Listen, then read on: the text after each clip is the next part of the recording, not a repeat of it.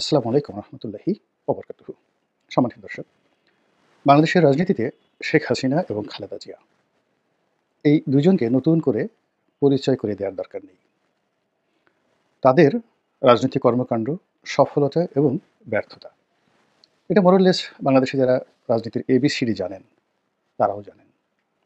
কোন প্রেক্ষাপটে তারা রাজনীতিতে এলেন এবং রাজনীতির পূর্বে তাদের শিক্ষা, দীক্ষা, পারিবারিক জীবন, তারপর আরও যা কিছু রয়েছে, এগুলো নিয়ে প্রতিপক্ষ অর্থাৎ বেগম খালেদা জিয়ার প্রতিপক্ষ, আবার শেখ হাসিনার প্রতিপক্ষ, তারা যে নিন্দাবাদ বা যে কুৎসা যা কিছু রচনা করেছেন সব কিছুকে ছাপিয়ে তাদের যে কর্ম এবং তাদের যে সফলতা, এটি নিন্দুকের মুখে ছাই দিয়েছে।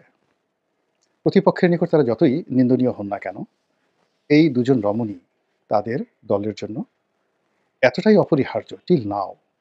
আমি এখন সেই যে অপরিহার্যতা সেই বিষয় নিয়ে কিছু কথা বলে তারপর তাদের দুজনের যে নিয়তি, সেই নিয়তিকে তুলনা করে বলার চেষ্টা করব যে আমাদের মানব জীবনে, রাজনীতির ক্ষেত্রে, অর্থনীতির ক্ষেত্রে, সমাজের ক্ষেত্রে আমরা কতটুকু নিজের কর্মকাণ্ড দ্বারা পরিচালিত হই এবং কতটুকু নিয়তি দ্বারা পরিচালিত হই।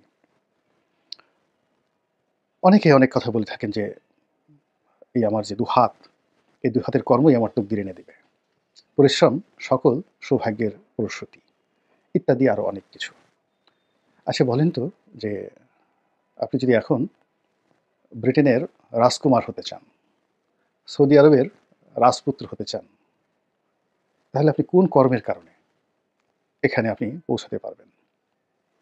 কিংবা আপনি যদি এখন শাহবাগের মোড়ে যে ভিক্ষুক, পঙ্গু, অথর্ব, যাকে গাড়িতে ঠেলে ঠেলে নেওয়া হচ্ছে, আপনি যদি ওভাবে পঙ্গু হয়ে জন্ম নিতে চান, তাহলে আপনার কোন কর্ম দ্বারা আপনি মাতৃগর্ভ থেকে অন্ধ, খোড়া এবং বধির হয়ে বা বিকলাঙ্গ হয়ে আপনি জন্ম নেবেন? তাহলে জীবনে এরকম প্রায় সব কিছুতেই আপনি নিয়তির একটা আপনি সিদ্ধান্ত পাবেন যেখানে আপনার আসলে করার কিছুই ছিল না। নিয়তি যখন আপনাকে ডাক দেয়, আপনার সামনে সব কিছু একেবারে আপনার এমনভাবে চলে আসে, হোক তার সফলতা, হোক কিংবা সেটি ব্যর্থতা, হোক সেটা রাজনীতি, হোক সেটা অর্থনীতি। তো আপনি সেটা আপনাকে ভোগ করতেই হবে। কিন্তু আমরা যেটি করি সেটি হলো যখন আমরা সফল হই, তখন ১০ মুখে বলতে থাকি যে এই কারণে সফল হয়েছি। আমার শিক্ষা, আমার দীক্ষা, আমার পরিশ্রম আমাকে এই পর্যায়ে নিয়ে এসেছে। এবং আমরা বিভিন্ন মানুষকে এই বিষয়ে মানে জ্ঞান দিতে থাকি। এই আমার এটা হলো, তোমার এটা হলো না। দেখো আমি কি করেছি, তুমি এটা পারলে না ইত্যাদি। আবার যখন আমরা ব্যর্থ হই, অনেক পরিশ্রম সত্ত্বেও আমরা ব্যর্থ হই, তখন আমরা আল্লাহকে গালাগালি করি, নিয়তিকে গালাগালি করি যে আমরা তো সবই করে রেখেছিলাম কিন্তু এই কারণে এটা হলো না। তো এইরকম নিয়তির একটা জটিল আবর্তে বাংলাদেশে শেখ হাসিনা এবং বেগম খালেদা জিয়া রাজনীতিতে এলেন। যদি ৭৫-এর ১৫ই আগস্ট না হতো, বঙ্গবন্ধু সপরিবারে নিহত না হতেন, শেখ হাসিনার রাজনীতি কক্ষণই সম্ভব ছিল না। তো কাজেই শেখ হাসিনার জীবনে যদি সফলতা ধরেন, তাহলে ১ম এই বলতে হবে যে ৭৫-এর ১৫ই আগস্ট থেকেই তার এই সফলতা শুরু হয়েছে। আবার যদি ব্যর্থতা ধরেন, সেটিও সেই ৭৫-এর ১৫ই আগস্ট থেকে তার এই ব্যর্থতা শুরু হয়েছে। একইভাবে বেগম জিয়া। যদি শহীদ প্রেসিডেন্ট জিয়াউর রহমান, উনি চট্টগ্রামের সার্কিট হাউসে জেনারেল আবুল মঞ্জুরের বিদ্রোহী বাহিনী কর্তৃক নির্মমভাবে শহীদ না হতেন, কোনো অবস্থাতেই বেগম খালেদা জিয়াকে আমরা আজকের এই অবস্থানে পেতাম না।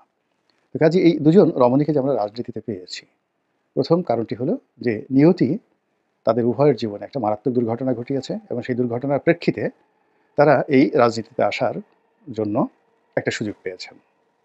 দ্বিতীয়ত, তারা কখনোই এই বঙ্গবন্ধুর হত্যাকাণ্ডের পর কিংবা জিয়াউর রহমানের হত্যাকাণ্ডের পর তারা রাজনীতিতে আসবেন, এরকম তাদের ইচ্ছা অভিলাষ কখনোই ছিল না।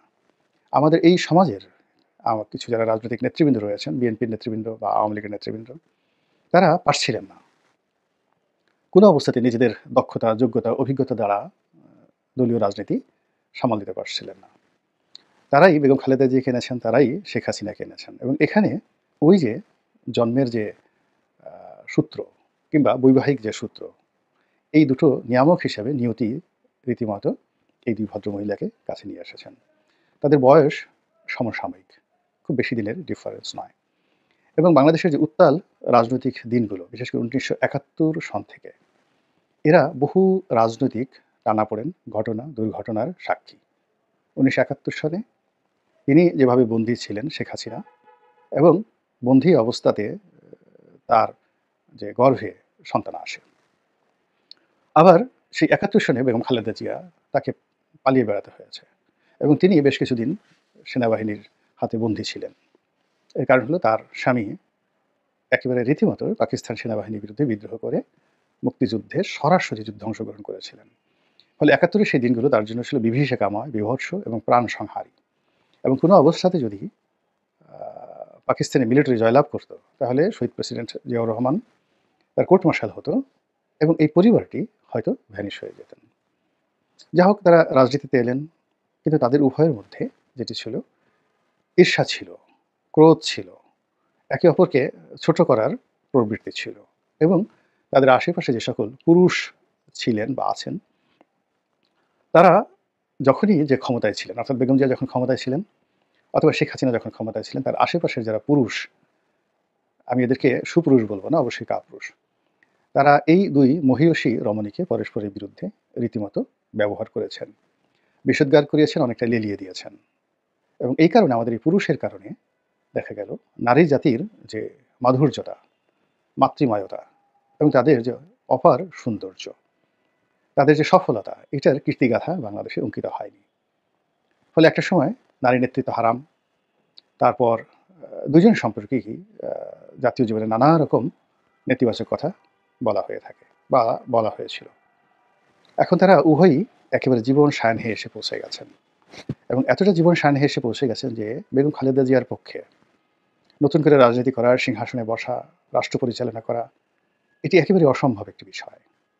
আবার শেখ হাসিনার দমন এবং পীড়নের কারণে, পুরো আওয়ামী লীগের দমন পীড়নের কারণে বিএনপির নেতাকর্মী যেভাবে রাজনীতি থেকে, যে প্র্যাকটিক্যাল রাজনীতি থেকে তারা যে সাহস, শক্তি, নেতৃত্বের যে জায়গাগুলো অর্জন করবেন, সেই জায়গাগুলো তারা, যাকে বলা হয়, হারিয়ে ফেলেছেন। এখন নতুন প্রজন্মের যারা ছাত্রদল বা যুবদল হবে, তাদেরকে আবার নতুন করে রাষ্ট্র পরিচালনা শিখতে হবে, রাজনীতি শিখতে হবে। অতীতে যারা শিখেছেন, তারা গত এই ২০ বছর ধরে, অলমোস্ট ২০ বছর, ২০০৬ থেকে বা ৫ থেকে ধরুন, এই দুরবস্থা তাদের চলে আসছে। তো এই দুরবস্থার মধ্যে অবদমিত হতে হতে হতে হতে এখন যারা আছেন, যারা ২০০৫ সনের আগে নেতৃত্বে ছিলেন, তারা সবাই বলতে গেলে অ্যাবান্ডেন্ট হয়ে গেছেন এবং এর দায় আওয়ামী লীগ কোনো অবস্থাতেই এড়াতে পারবে না। রাজনীতির একটা বিরাট শূন্যতা। এবং নেতাকর্মীদের এই দুরবস্থা দেখে দেখে বেগম খালেদা জিয়া, তিনি অবশ্যই হতোদ্যম হয়ে পড়েছেন। তার শারীরিক, তার মানসিক এই জিনিসগুলো নষ্ট হয়ে গেছে। ফলে তিনি এবং তার পরিবার বাংলাদেশের প্রেক্ষাপটে যে কাজটা কখনই করেননি, সেই জিনিসগুলো তাকে করতে হয়েছে। শেখ হাসিনার সঙ্গে সমঝোতা করতে হয়েছে এবং সমঝোতা করে জেলখানা থেকে বের হতে হয়েছে এবং জীবনের শেষ সময়গুলো পর্যন্ত তিনি তার যে ভাড়া করা বাড়ি গুলশানে, সেখানে তিনি নীরবে নিভৃতে সময় কাটানোর চেষ্টা করছেন। দেশের পরিবর্তিত পরিস্থিতিতে তিনি খুশি, আনন্দিত, কিন্তু শরীর আর পেরে উঠছে না। তিনি অফিসে যাওয়ার চেষ্টা করছেন না, বাসায় তিনি রাষ্ট্রদূতদের সঙ্গে দেখা করছেন, দলীয় কিছু নেতাকর্মীদের সঙ্গে দেখা করছেন, একান্ত আপনজনদের সঙ্গে দেখা করছেন, কিন্তু কোনো অবস্থাতেই তার যে ঝাঁঝালো বক্তব্য, তার যে আপোষহীনতা, তার যে কণ্ঠ, এই জিনিসগুলো জনগণ শুনতে পাচ্ছে না। ফলে কি হলো, সুদীর্ঘ জীবন, যে জীবনটি ছিল বর্ণালী, এমন বর্ণালী জীবন বাংলাদেশে খুব কম মহিলার জীবনে আসে। তিনি একজন সেকেন্ড লেফটেন্যান্টের স্ত্রী হিসেবে তার জীবন শুরু করেছিলেন, ক্যাপ্টেনের স্ত্রী হিসেবে। তিনি তার যখন বিয়ে হয়, তখন পাকিস্তান মিলিটারিতে জিয়াউর রহমান ক্যাপ্টেন। এবং পুরো পাকিস্তান জমানাতে তার যে এলিট জীবন, মানে একটা নির্বিবাদ, ঝঞ্ঝাঠীন, আভিজাত্যপূর্ণ জীবন। এর কারণ হলো, তখন পুরো এশিয়ার মধ্যে পাকিস্তান মিলিটারিতে যারা চাকরি করতেন কমিশন র্যাঙ্কে, তাদের বেতন ভাতা আভিজাত্যের সঙ্গে অন্য কোনো পেশা শ্রেণীর তুলনা করা যেত না। ওটা তিনি পেয়ে এসেছেন। স্বাধীনতার পরে তিনি উপ সেনাপ্রধান হলেন, তার স্বামী, তারপর সেনাপ্রধান, তারপরে রাষ্ট্রপ্রধান, সরকার প্রধান, এরপর তার নিজের ক্যারিয়ার। এটা গেল সফলতা, একদম চূড়ান্ত। একটা নারীর জীবনে বাংলাদেশে শত নয় হাজার বছরে আপনি দ্বিতীয় খালেদা জিয়া পাবেন না। আবার ট্রাজেডি যদি ধরেন, তার জীবনের সমস্ত প্রাপ্তি, সেই প্রাপ্তির সঙ্গে যদি তার ট্রাজেডি ধরেন, তার সন্তানের ছোট সন্তানের মৃত্যু, যাকে তিনি খুবই স্নেহ করতেন, তার বড় সন্তানের প্রবাস জীবন এবং বড় সন্তানের শারীরিক অসুস্থতা, বিশেষ করে 1/11 এর সময় তার সঙ্গে যে আচরণ করা হয়েছে এবং যা আমরা শুনি এবং যে সকল ছবি চলে এসেছে, তাকে যে পরিমাণে নির্যাতন করা হয়েছে, মা হিসেবে এটি কোনো অবস্থাতেই তার জন্য সহনীয় ছিল না। এই বয়সে তিনি তার নাতি-পুতি সবাইকে নিয়ে একত্রে থাকবেন, এটি তার জন্য সম্ভব হচ্ছে না। ফলে তার স্বামীর যে নির্মম মৃত্যু, যাকে তিনি সত্যিকার অর্থে ভালোবাসতেন, তাদের ছিল প্রেমময় একটি দাম্পত্য জীবন, সুখী দাম্পত্য জীবন। ভালোবাসে মানে জিয়াউর রহমান তাকে বিয়ে করেছিলেন। তো সেই জীবনটা তার একেবারে যৌবনের প্রারম্ভে শেষ হয়ে যায়। ফলে পৃথিবীর কোনো ধনসম্পদ দিয়ে কখনোই তার সঙ্গে তুলনা করা যাবে না। একইভাবে শেখ হাসিনাকে যদি চিন্তা করেন, তিনিও বলতে গেলে রাজকুমারী। 1954 এ শেখ হাসিনার কত বয়স? তখন তার বাবা মন্ত্রী। 1954 সনে তার বাবা মন্ত্রী। তো সেই থেকে তাদের যে রাজকীয় জীবন, পুরো বাংলাদেশের ৭.৫ কোটি বাঙালির যে আশ্রয়স্থল ঠিকানা হিসাবে ৩২ নম্বর যেভাবে স্বর্ণাক্ষরে লিখিত রয়েছে বাংলাদেশের মন এবং মননে, ওই রাস্তা এখন আর ৩২ নম্বর নেই। কিন্তু ৩২ নম্বর থেকে যাবে, কিয়ামত পর্যন্ত থেকে যাবে। তো ওই ৩২ নম্বরের বড় কন্যা, বড় রাজকুমারী হিসেবেই শেখ হাসিনার কিন্তু বেড়ে ওঠা। তিনিও যে ট্র্যাজেডির শিকার হয়েছেন, তার ভাই, বোন, আত্মীয়স্বজন যেভাবে মারা গিয়েছে, সারা পৃথিবীর ধনসম্পদ যদি তাকে দেয়া হয় এবং অন্যদিকে যদি বলা হয় এগুলো সব বুড়িগঙ্গাতে ফেলে দিতে হবে, বিনিময়ে তুমি তোমার পিতামাতা, আত্মীয়স্বজনকে ফিরে পাবে। তিনি হয়তো দ্বিতীয়টা বেছে নিতেন। তো তিনি সেই যে ক্ষমতায় যখন গিয়েছেন, তিনি বুঝতে পারেননি যে তার কার সঙ্গে নিয়তি বাঁধা রয়েছে। আমরা অনেক সময় বুঝতে পারি না। যেমন দেখা গেল যে আপনার বাসায় একটা কাজের লোক। আল্লাহ রাব্বুল আলামিন সেই কাজের লোকের সঙ্গে আপনার রিজিককে নির্ধারণ করে দিয়েছে। বাংলাদেশের রাজনীতিতে শেখ হাসিনার জন্য খালেদা জিয়া, আর খালেদা জিয়ার জন্য শেখ হাসিনা। এটি আমি যতটুকু বুঝতে পেরেছি, এটা নিয়তির একটা বন্ধন। শেখ হাসিনা সেই সময় ভালো ছিলেন যখন খালেদা জিয়া ভালো ছিল। আর খালেদা জিয়া সেই সময়টাতে ভালো ছিলেন যখন শেখ হাসিনা ভালো ছিল। যখন তারা একে অপরকে আক্রমণ করার চেষ্টা করেছেন, সেটা বা একে অপরকে ছোট করার চেষ্টা করেছেন কিংবা একজন বিপদে পড়েছেন, যেকোনো কারণেই হোক, আমি কাউকে ছোট করতে চাই না। অমনি অটোমেটিক্যালি প্রকৃতিগতভাবে অপরজন বিপদে পড়েছেন। ২১শে আগস্টের গ্রেনেড হামলা খালেদা জিয়ার উপর যে মানসিক চাপ দিয়েছে, তাকে রাজনৈতিকভাবে যতটা পিছিয়ে দিয়েছে, তিনি এর সঙ্গে মনে করেন যে একেবারে ১০০টাও হয়তো তিনি জানতেন না। কিন্তু এ দায় তাকে নিতে হয়েছে। আবার বেগম খালেদা জিয়াকে জেলে নিয়ে তাকে ছোট করতে গিয়ে শেখ হাসিনা যে পরিমাণ অস্বস্তির মধ্যে পড়েছেন, যে পরিমাণ তার ইমেজ ক্ষুণ্ণ হয়েছে এবং তিনি যেভাবে এই কাজ করতে গিয়ে সাইকোপ্যাথে পরিণত হয়েছেন, যার পরিণতিতে একটা সময় এসে তার ভালো-মন্দ আলাদা করার ক্ষমতা চলে গিয়েছিল।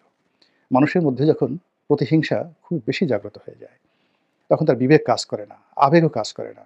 সে শুধু কেবলই মাত্র একজন অত্যাচারী হিসাবে এই জমিনে আবির্ভূত হয়। তো শেখ হাসিনা খালেদা জিয়ার প্রতি যে নিষ্ঠুর আচরণ করেছেন, সেই নিষ্ঠুর আচরণের প্রেক্ষিতে তাকে শুধু বারবার ওই যে নিজের যে নিষ্ঠুরতা, সেই নিষ্ঠুরতার দিকে যেতে হয়েছে। এখন এই যে ২০২৪ সনের এই সময়টিতে বেগম খালেদা জিয়া অসুস্থ, আর শেখ হাসিনা দেশান্তরী। যে যাই বলুক না কেন, এখান থেকে এই দুজনের আর ফিরে আসা সম্ভব নয়। সেই সানাই, সেই নহবত আর বাঁচবে না। সে যৌবন আর কখনো ফিরবে না। সে রাজনীতির সুবাতাস আর কখনো বইবে না। মাঝখান থেকে কি হলো? নিয়তির যে কূটকৌশল, নিয়তির যে পরিণতি, নিয়তির যে বন্ধন, এই দুটো বিষয় সম্পর্কে এই উভয়ের সতর্ক একটি দৃষ্টিভঙ্গি না থাকার কারণে তারা একে অপরের পরিপূরককে রীতিমতো হত্যা করার চেষ্টা করেছেন। সামাজিকভাবে, রাজনৈতিকভাবে, মানসিকভাবে, অনেকটা ক্যারেক্টার অ্যাসাসিনেশনের ক্ষেত্রে। আপনি চিন্তা করেন মতিউর রহমান রেন্টুর যে বই 'আমার ফাঁসি চাই', কোন আমলে কিভাবে এটি ছাপা হয়েছিল? কিংবা বেগম খালেদা জিয়াকে নিয়ে, তার চরিত্র নিয়ে যে সবচেয়ে কুৎসিত মন্তব্যগুলো গণভবন থেকে যেভাবে করা হয়েছে, কারা করেছিল, কিভাবে করেছিল?